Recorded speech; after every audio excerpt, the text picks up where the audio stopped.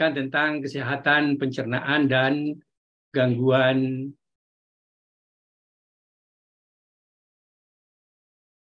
termasuk di dalam gangguan pencernaan itu termasuk di dalamnya adalah kesulitan buang air besar.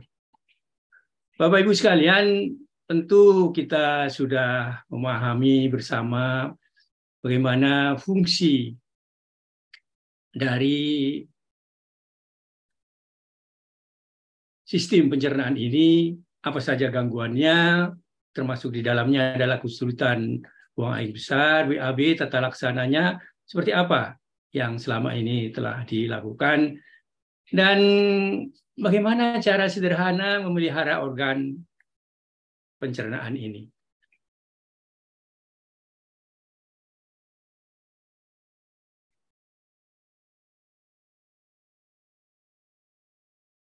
Sebagai pendahuluan, saya ingin menyampaikan sedikit tentang sistem pencernaan ini sangat penting untuk pengelolaan nutrisi menjadi energi untuk beraktivitas serta pertumbuhan dan perbaikan sel.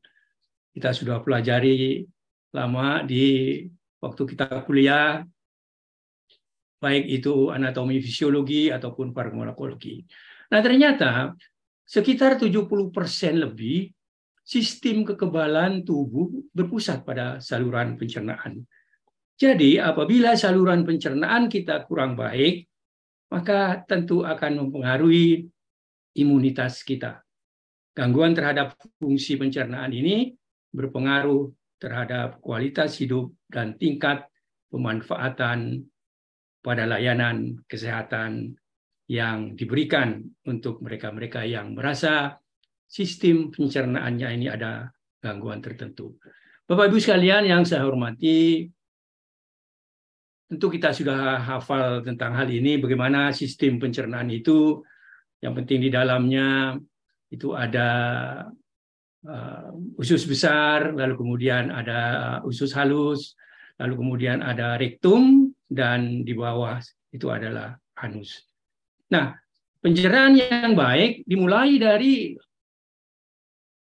kita mengunyah dari mulut itu. Sehingga dengan demikian, makanan-makanan yang nantinya akan diserap di usus halus itu merupakan suatu nutrisi yang telah diolah sedemikian rupa, dan sisa-sisa dari makanan itu akan didefekasi atau dikeluarkan dengan baik. Fungsinya sudah barang tentu kita sudah memahami ketika kita kuliah dulu bagaimana mulut itu menghancurkan makanan sehingga ukurannya menjadi kecil, lalu lambung kita memecah makanan bercampur dengan enzim, dan juga bagaimana fungsi usus halus dalam menyerap sebagian besar nutrisi dalam makanan itu tadi. Nah, yang ingin kita bicarakan pada siang ini sebetulnya fokus kepada bagaimana fungsi anus, fungsi organ yang penting ini di dalam pengeluaran sisa-sisa makanan yang tidak diperlukan oleh tubuh. Di sini memang seringkali ada keluhan, dan keluhan itu ternyata juga proporsinya cukup besar. Apa saja gangguan dari fungsi pencernaan ini? Ternyata belakangan ini ada kaitan yang sangat erat antara perasaan, apa yang ada di dalam otak kita itu, dengan apa yang terjadi di usus dan saluran pencernaan kita itu. Jadi gangguan pencernaan atau sekarang disebut dengan disorder of gut-brain interaction ini dialami oleh lebih dari 40% orang di dunia. Gangguan ini dibagi menjadi dua. Yang pertama adalah irritable bowel syndrome dan functional gastrointestinal disorder. Nah, IBS sendiri adalah gangguan jangka panjang pada saluran pencernaan. Biasanya gangguan ini ditandai dengan nyeri perut, susah BAB, kembung atau begah. Tapi ketika diperiksa tidak ditemukan kelainan pada sistem pencernaannya. Nah, IBS ini ternyata 3-5% orang di Indonesia mengalaminya. kenapa ya susah buang air, merasa kembung, setelah diperiksa tidak ada apa-apanya. Sampai di gastroenteroskopi dan lain sebagainya. Nah, sedangkan yang gastrointestinal disorder lainnya mencakup sejumlah gangguan idiopatik. Ya, gangguan-gangguan yang kita tidak kenal dengan baik, yang mempengaruhi sistem pencernaan. Hal ini disebabkan oleh adanya hipersensitivitas organ dalam dan gangguan motilitas. Nah, prevalensi penderita ini di Indonesia jauh lebih banyak, terutama bagi lansia atau anak-anak, balita, begitu ya. Maka gangguan-gangguan yang disebabkan oleh gangguan motilitas ini, sehingga dengan demikian BAB-nya menjadi juga kurang lancar. Atau bahkan sebaliknya, menjadi diare. Lalu yang dikhawatirkan adalah dari efek kesemuanya itu, apabila berkepanjangan, akan terjadi suatu gangguan pencernaan yang menahun, kronis, maka ada gejala-gejala yang tidak kita inginkan. Kalau misalnya tiba-tiba BAB-nya berdarah, perubahan pola BAB, perut kembung, kram, sakit anus, muncul benjolan, dan lain sebagainya, terutama berat badan yang turun secara drastis. Bapak Ibu sekalian yang saya hormati, lantas apa yang disebut dengan kesulitan BAB itu sendiri? Konstipasi adalah kelainan pada sistem pencernaan seseorang yang mengalami pengerasan tinja yang berlebihan sehingga sulit untuk dikeluarkan. Konstipasi yang parah disebut dengan obstipasi yang dapat berakibat fatal bagi penderitanya apabila betul-betul dalam sekian lama tidak bisa dikeluarkan fesesnya itu tadi. Bagaimana perubahan-perubahan secara anatomis? Bapak Ibu sekalian, yang sebelah kiri adalah normal, sedangkan yang chronic constipation itu akan terjadi pembesaran dan perubahan di anus itu tadi. Jadi terjadi pembesaran sedemikian rupa, dan apabila ini tidak kita atasi, maka akan terjadi berbagai kelainan yang kita alami. Apa saja kelainan-kelainan tersebut?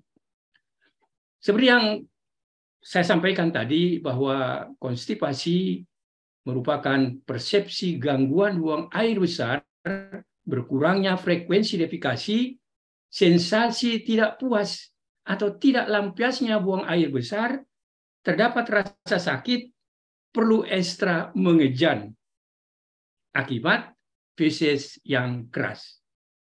Nah, proses ini apabila terjadi kurang dari 3 kali seminggu, atau bahkan seminggu sekali, atau lebih, maka penderita konstipasi biasanya perlu mengejan secara berlebih-lebihan. Nah, inilah yang menyebabkan beberapa efeknya. Jadi ada gejala utama, ada gejala konstipasi yang lain. Apabila kesulitan dalam buang air besar, mengejan, lalu kemudian lebih sedikit, biasanya menjadi kering atau keras, lalu kemudian merasa kembung, mual, bahkan bisa menyebabkan hilangnya nafsu makan. Nah, gejala-gejala inilah yang perlu kita perhatikan dengan sebaik-baiknya. Jadi dengan demikian, apabila ada nanti komunitas atau pasien yang bertanya kepada Bapak Ibu sekalian, bagaimana mengatasi konstipasi ini, maka kita harus melihat jenis konstipasinya. Yang pertama adalah konstipasi persepsi, masalah subjektif yang terjadi bila pola eliminasi usus seseorang tidak konsisten dengan apa yang dirasakan, orang tersebut sebagai normal. Sebetulnya dia normal, tetapi merasa bahwa bagaimana ya kok nggak bisa. Nah, perasaan-perasaan itulah yang juga mempengaruhi konstipasi.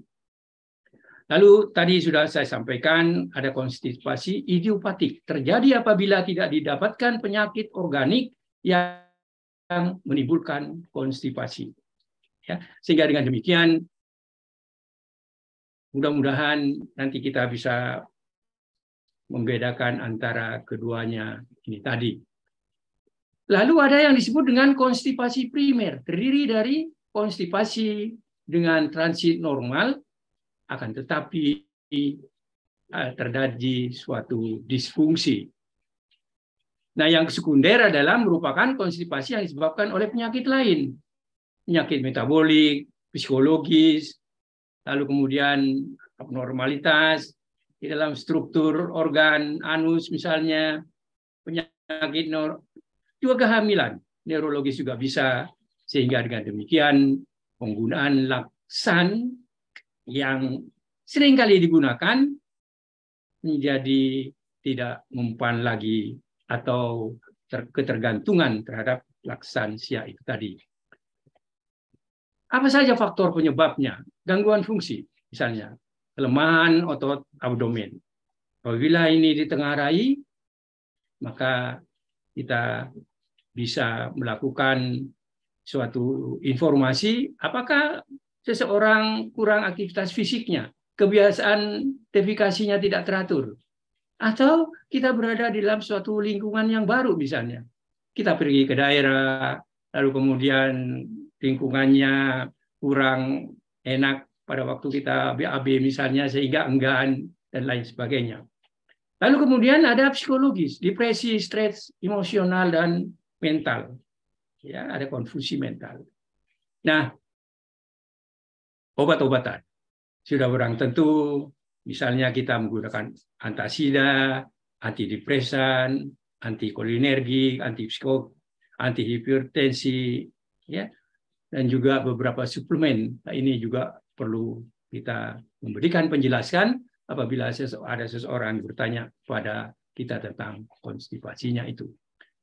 Ketidakseimbangan elektrolit, lalu kemudian ada hemoroid, ya, ada kelainan pada kolonnya, gangguan neurologis, obesitas, kehamilan misalnya, ya, itu merupakan suatu faktor penyebab konstipasi. Sedangkan yang fisiologis ada perubahan pola makan misalnya, makanan yang biasa dikonsumsi, lalu kemudian terjadi penurunan motilitas tubuh, dehidrasi misalnya, jarang asupan serat, sehingga dengan demikian pola makan yang tidak seimbang ini juga dapat menyebabkan konstipasi. Bapak Ibu sekalian, sehingga dengan demikian beberapa penyebab konstipasi ini biasanya kita cukup nggak makan serat? Sering minum air tidak? Atau ya karena satu dan lain hal kita tidak terlalu banyak minum air? Atau menggunakan obat-obat tertentu, depresi. Lalu kemudian jarang olahraga misalnya, ya, walaupun jalan kaki untuk lansia misalnya, ya, atau senam untuk ibu-ibu misalnya. Ya, kemudian yang berikutnya juga ada penyalahgunaan terhadap lansia itu sendiri. Nah, apa komplikasinya? Ini barangkali penting bagi kita. Yang pertama adalah fisura anus, robekan pada mukosa anus. Hal ini disebabkan oleh mengejan yang sangat kuat saat buang air besar untuk mengeluarkan tinja yang keras itu tadi. Fisura anus ini lebih sering terjadi pada anak-anak daripada orang dewasa. Kenapa demikian? Nanti kita bisa diskusikan, karena pada dasarnya balita itu seringkali ada keengganan untuk, ya, buang air besar sendiri, kadang-kadang juga karena sesuatu dan yang lain hal. Lalu kemudian komplikasinya adalah ambeien. Hemoroid adalah pelebaran pembuluh darah di rektum dan anus karena sembelit yang berlangsung lama. mengejan berlebihan untuk buang air besar menyebabkan lebih banyak tekanan pada pembuluh darah. Itu membuat pembuluh darah melebar dan terjadi inflamasi. Apabila dipaksakan, maka kemungkinan akan terjadi perdarahan. Prolaps rektum. Ya, bagian dari usus besar itu apabila mengejan, misalnya rektumnya bisa berputar sendiri dan keluar melalui anus. Nah, kondisi seperti ini sering dialami oleh lansia misalnya, ya, bisa juga dia bisa kembali dengan sendirinya atau bisa juga memerlukan bantuan untuk dimasukkan kembali ke dalam posisi yang sebenarnya. Jadi perlu didorong kembali ke anusnya. Sakit punggung kronis bisa juga merupakan suatu hal yang disebabkan oleh sembelit.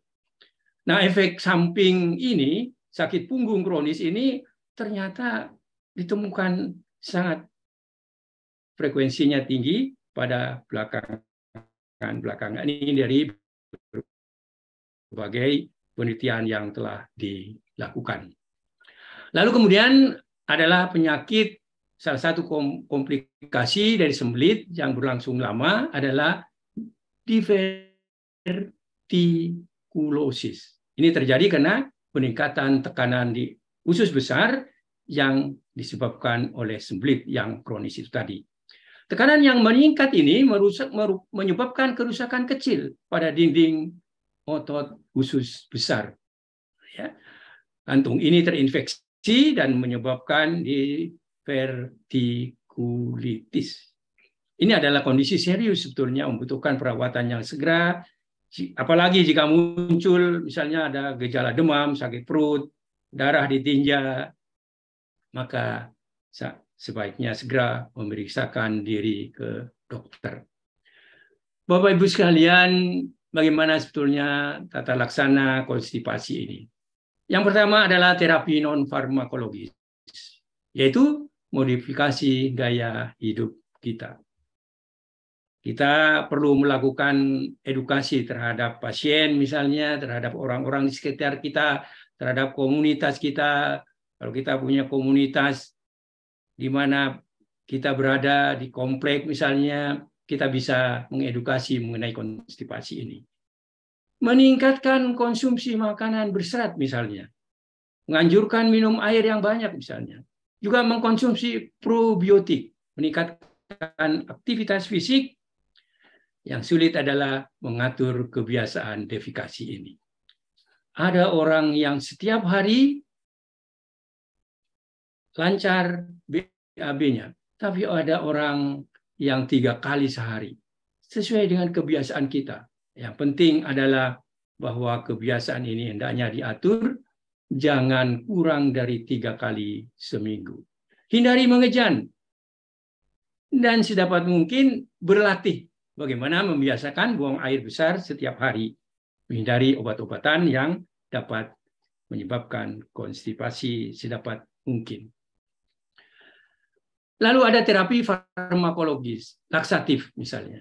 Nah, laksatif ini ada beberapa golongan. Ada bulk laksatif, ada osmotik laksatif, ya, ada salin laksatif, lalu kemudian ada polisakarida yang juga bisa menstimulasi terjadinya defekasi dengan baik.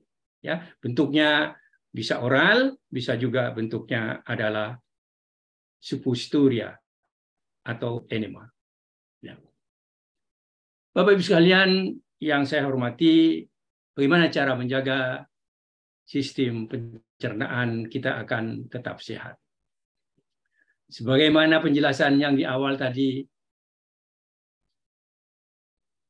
serat adalah makanan yang cukup baik untuk mengatasi BAB ini tadi. Lalu kemudian minum air yang cukup, memperbanyak konsumsi serat ini disertai dengan minum air yang banyak. Makanan yang sehat juga demikian, makanan yang seimbang perlu dikonsumsi dengan baik.